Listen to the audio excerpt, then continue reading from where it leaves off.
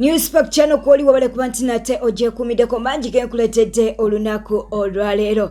Makona buchanga munange ate achaza bantu yachaziza mutamale mirundi junior. Bano bonna besobola naye kitwale ntino agwego bachazizanga gwetamale mirundi junior omusajja oba presenter naberanga akola intro ngeno amakona je yakoze oyinza kukola otya katukuwa katambi kano. Tuline Tamale Junior eranga ono muyivu nnyo ya graduatinga bati milimo ne gimubula n'afuuka nampawengwa ku social media era ate yakomoko kigambibwa nti okusabiriza yabufuula mulimu tanaaba ngatetu bwe tweyongerayo kigambibwa mbu yagamba agenda kukola famire ye avuma baganda be batobe ate ne muzeeyo yagenda okufa agamba nti yali mu kazoole okuva bbiri abiri mu gumu kati tumanyi oba byayogera paka nakati byabazolo waniriza obulambuli bweti oli otya ekindi nesiimye okubeera wano nezzolo munnange Makona bimu ebyakubya naddala ewandegeya ebikutwaza ne ku kitanda mu mwa laki tokendeeza ku mumwago ng'oli musajja mwendya byonna bye nnina mbijje mu bumbe motoka gyenvuga nyumba gyemazimba gye baakuzimbira emmotoka gye baggulira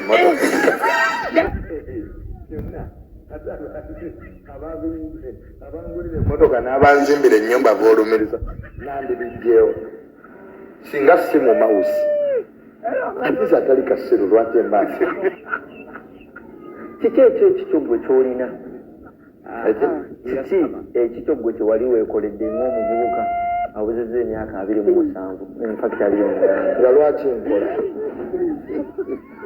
gagga nti kuba buli omu akola ffenna tulina kukola waliwo abalina okuweebwa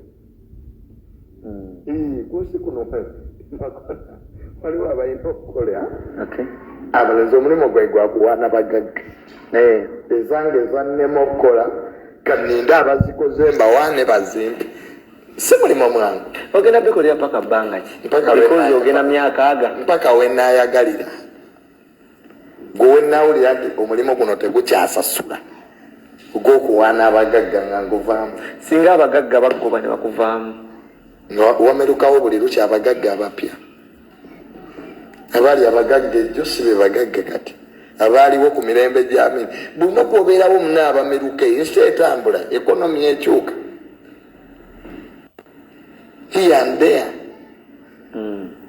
nange bujja kukyuka nga nange ndi mugagga nga tenainetaaga abakola ki abampaana so emirembe gyaffe gifuna kiralu era tetulirwedde kugivaamu badde naye emirala gyoyagala otuwa tweyongerayo nga tukyali munnange ewa Tamale mirundi junior bw'abadde ng'ate akyaziddwa Makona munnange obwedda ebibuuzo bye bamubuuza ng'alina ansa yaabyo obwedda buli kibuuzo kye bamubuuza ng'alina ansa bazola ababiri nga Makona we yayise Tamale mirundi junior nti nno zolo naye bazola ababiri beeguddeko katukuwa akatambi kano muyivu wasoma ebitabo byo no graduatinga lwaki weefuula zolo ku internet kubanga internet era ejjuddeko bazolo be basingako obungi kati bwe balaba zolo munnaabuli baali babajja kwanguyirwa mangu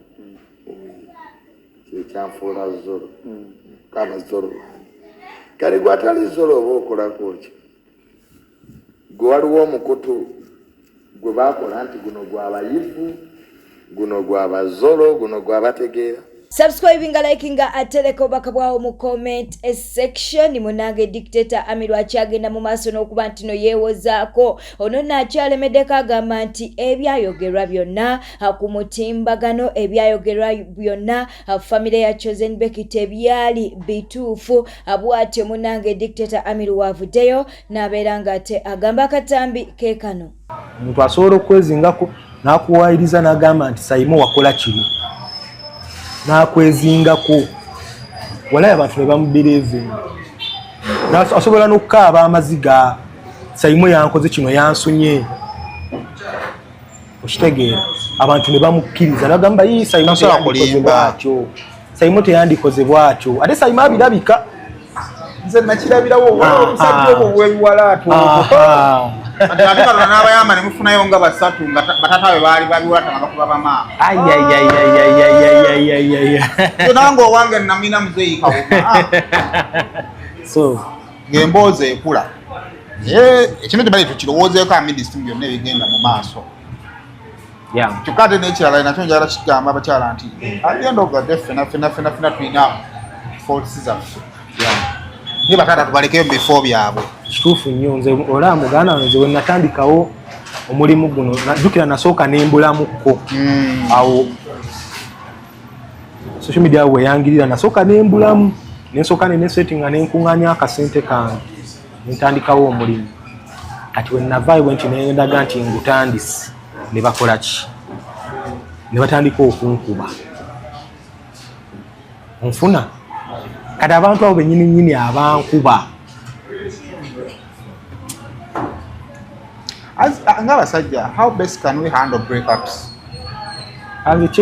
omusajja yenna wayinza okwandolinga breakup bwobanga mulemaganye ne munno oba olina ttambula ne mukikkaanyako nti munnange kino kiganye olemedde okyusa nti saidi emu eba eganye okukyusa nemugamba kati tukikoze tutya bwemuba mulina abaana nemuteesa ne mugamba ngenda kukola bwe nti abaana mbaweerere abaana mbakole ki bajjanjabe mbasomese subscribing likinga leka obubaka bwawo mu comment section kiriza tubuzeeko ku mikwano gyaffe bano wammanga newoleka obubaka bwawo mu comment section tujja kubeera nga tukubuuzaako mu mawulire gaffe ate aganaddako twagala okubuuza ku Namutebi Darat Dija 1991 waliwo omukwano gwaffe ayitibwa Bira bwa Harriet Sham Gray 7596 Wumal Kasumba Nakalema Reste Anet Rose Kagude Charis kosa ne Mariam Nakato abono betusobodde okubeera nti nate etukoonako Kasuku munanga avuddeyo n'abeera nga ate akakasa nti mukyala wa Pastor Rosias Bujingo atwogera ku Susan Makulambu munanga ali Tumbi essaawa yonna munange ajja kubeera nga ate azaala mbu olubuto lwa myezi 4 bwe bityo nate webiri erudda eyo jjukira nti full figure byasoose kuba nti nate biva ku ye ebyamusima tusoba yakigenderedde kyonna kyekiri nenga full figure yasoose okuba nti nate abotola ekyama kino nti Susan Makula ali elubuto kakati Kasuku avuddeyo nayo kagamba nti mu kunoonyereza kwakoze kikakasidwa nti munange Susan Makula ali lubuto atugatteko tubeere nga ate tumuyozaayoza mukwano gwange ate omulungi twongere n'omuteeka mu ssaala emyezi 9 giggweko obulungi Makula ali lubuto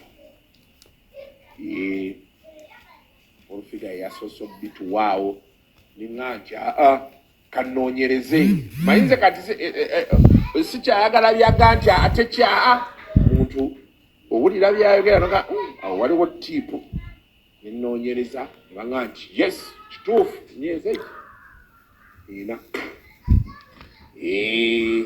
kandabe wano baŋŋambye eddagala linywera wa kandabe baŋŋambye ono omwana tu yani ono Roswell bwe tugendako ate mu Nuupu wuno wa Nuupu munange ali mu kukaaba okitegera twogera ku Map Media munange gakaaba agakomba oluvannyuma lw'okuba nti no yagobeddwa oba yayimiriziddwa sina kugobebwa yayimiriziddwa mu kibiina kya National Unity Platform kakati no munange addukidde ku mutimbagano okuba nti nate yeekubira enduulu ekiri mu Nuupu munange si birungi okitegera no era nga aba Nuupu abamu beesazeemu bagamba ono yagobeddwa oba yayimiriziddwa mu bukyamu ate nga balala bagamba nti asaanye okuba nti nate bamuyimiriza katukuwe akatambi kano nze omulimu gwange ogw'okulabisa najjeyo ebifaananyi bya Muwummuza ne Patricia Sewungu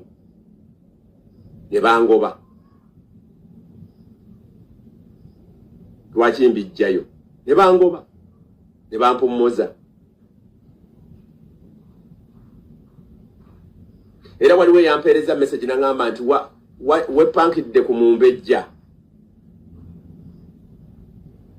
wepankidde ku Mumbejja oyo Mumbejja tayogerwako gwoli Dani wagobeddwa nga bino tebinnaba nawo nembuuza byavuddewa. Bwe tweyongerayo munnange Lumbuye avuddeyo n'abeera ng'ate alabula ekibiina kye oba abakulu mu kibiina ekya Nuupu. Avuddeyo nalyoka agamba nti nga beetegekera okuba nti no babaako gwe bawa kaadi abeere nti nate avuganya mu kifo kya Kawempe North, balina okuba nti nate balina bye balina okutunuulira. Okitegedde nno omukwano, kkiriza tubeere nga tukuwa akatambi ka Lumbuye naye ng'ekifo kino ekyogerwako kyalimu omugenzi kati Honorable Muhammad Segirinya kujjako Museveni.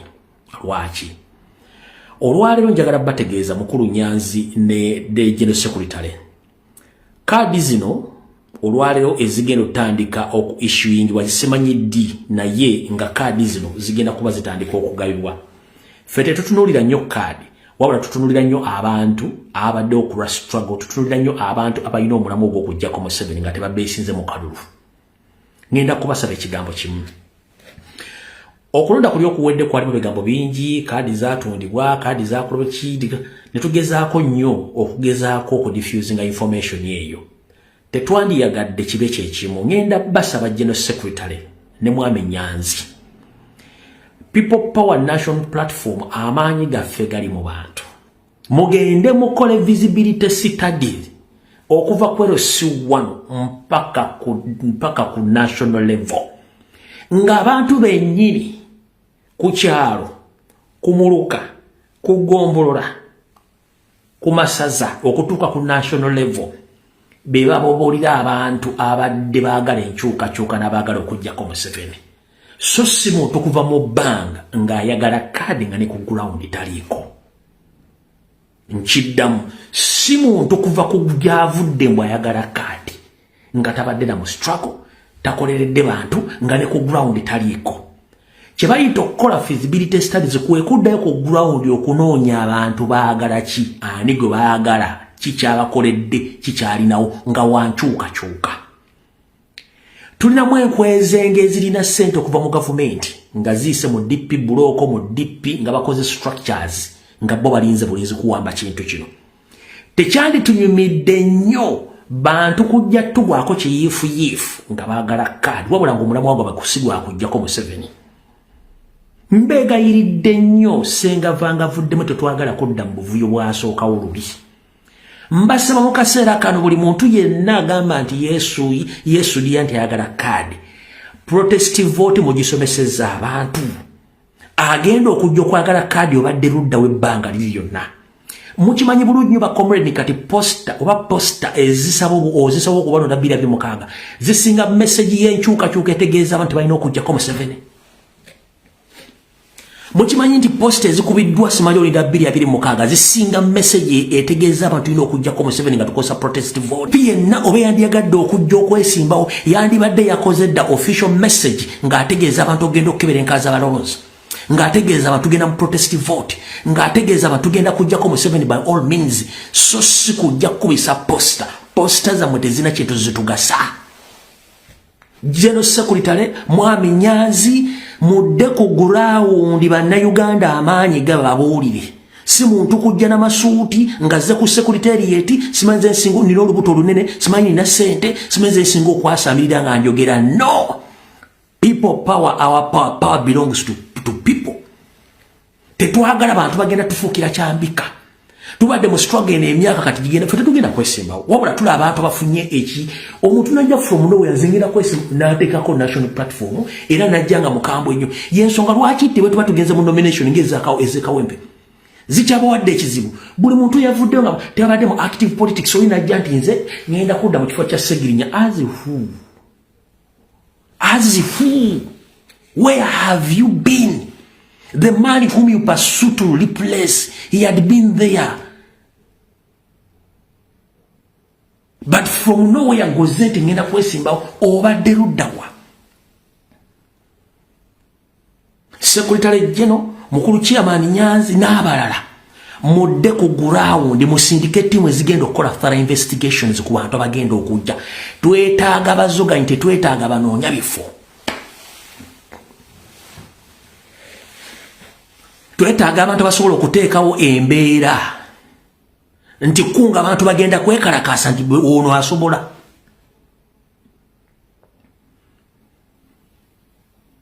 Tukoya abantu baga nti bambala masuti nga temanyi kye bagenda tukolera kubanga sente bazirina naye nga ne posta zisinga message ya protest vote, posta zisinga message yogenda okukola enkala abantu njagala omulio MPN yavuddeyo okwogera ku kino ekintu nti NRM ya displaying enkala zaayo owalina okubeera enkala za electoral commission waduddawa tekiriwo tewali MP yakyogeddeko tewali kansala yakyogeddeko.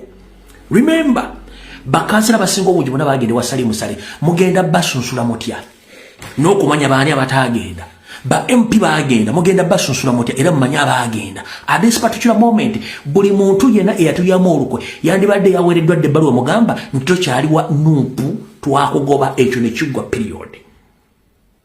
Gana mazima ngenda gabamba gajja baluma naye ngenda gabagamba mugategeere.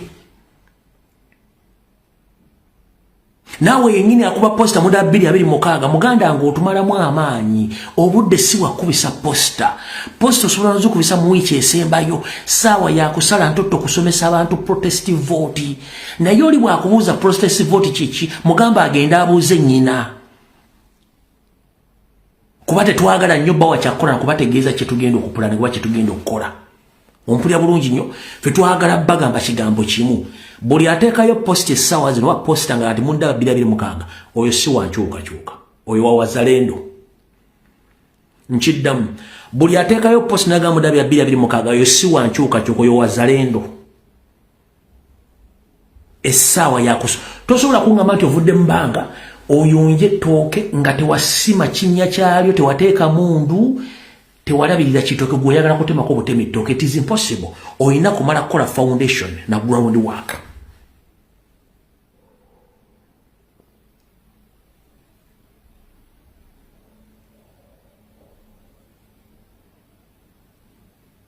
Manyi message mwizo abamanyizo okukwata message ne baddamu ne bagikyusa ne bagikolanga mu kiba nenza abo nabamanyiira kubanga message njajjogera ngeri loud and clear.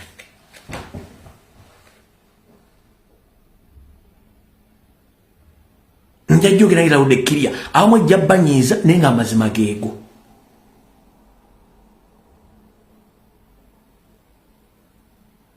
Bwe mukola ebintu bye mbagambye muba muggyeko omugugu omunene ku president. Bwe mukola ebintu bye mbagambye president mba muggyeka pressure mba mugye kubanga ne waatulaga nti buli kintu kiteredde naye ajjako bamuggyako pressure kuba president alina ebintu bingi. In fact alina pressure nnene nnyo kyekyo kyomwandibadde mukola. Ambwe mweyagaliza obweyagaliza nga mweyagaliza bweyagaliza temutufudde ku kuggyako Museveni temulina njawulo n'oli ayagala ofiisi. Namwe baagala okufuna bifindo nga temulina kintu kye mugenda kukola ku kijjako Museveni temwawukana abaana bali mu ofiisi essaawa zino ezo. Bwe tetambudde olunaku olwaleero badde mulabi mulungi olekwekumira ku Newspark channel kati kujukiza okuba nti n'osubscribinga olikinga akwesa n'okuleka obubaka bwawo mu comment section katubuzeeko ku mikwano gyaffe bano Wamanga Digo mu Dubai ogamba otya Baby Shana ogamba otya twagala okutumirako ku Namakula Fatuma twagala okutumirako ku Bukira Aisha waliwo ayitibwa kwagala sanyu Charisima Amina nawe tukutumiddeko atenga tetwerabidde Ruth Love bwe tetambudde wekumira kweno yokka tujja kubeera nga tukuwa gonna ge tunaaba tufunyeewo ng'enkola yaffe bweri katubuzeeko ku bantu bano Wamanga tutandise ne mukwano gwaffe ayitibwa Charisima Amina Nancha Anet waliwo mukwano gwaffe ayitibwa Bukirwa Aisha Kuruthum tukutumiddeko waliwo ate mukibi nawe tukutumiddeko Namakula Fatuma tukutumiddeko Ruth Love ogamba otya ate nga tetwerabidde Doha Mada ne Nabirye Justin. Beera bulungi weeraba.